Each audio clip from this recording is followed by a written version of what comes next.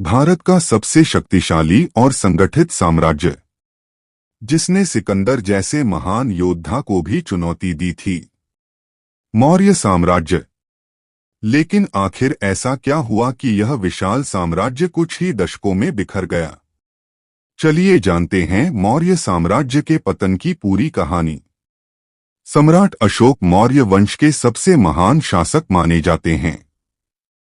कलिंग युद्ध के बाद जब उन्होंने बौद्ध धर्म को अपनाया तो उनके शासन में करुणा और अहिंसा को विशेष स्थान मिला।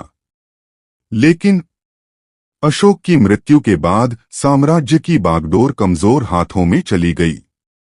232 ईसा पूर्व में जब अशोक का निधन हुआ, तब मौर्य साम्राज्य की नींव हिल चुकी थी। उनके उत्तराधिकारी ना तो उनके जैसे कुशल प्रशासक थे और न ही राजनीतिक दूरदृष्टि रखने वाले। अशोक के बाद मौर्य साम्राज्य में कुल 7 से 8 शासक आए, लेकिन इनमें से कोई भी प्रभावशाली नहीं रहा। हर एक शासक सत्ता बचाने में ही उलझा रहा। शासन कमजोर हुआ, प्रांतों में विद्रोह बढ़ने लगे और प्रजा का विश्वास डगमगाने लगा। अशोक ने बौद्ध धर्म का प्रचार प्रसार तो किया, लेकिन युद्ध और सैन्य विस्तार पर रोक लगा दी। इसका प्रभाव यह हुआ कि मौर्य सेना की ताकत घटने लगी।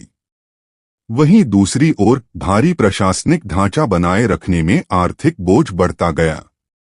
कभी जो साम्राज्य लोहा और तलवार से बना था, वो अब नैतिकता और शांति में उलझकर कमजोर हो चला था। जब केंद्र कमजोर होता है तो सीमाएं सबसे पहले टूटती हैं। उत्तर पश्चिम से यूनानी, शक और पार्थियन आक्रमण करने लगे।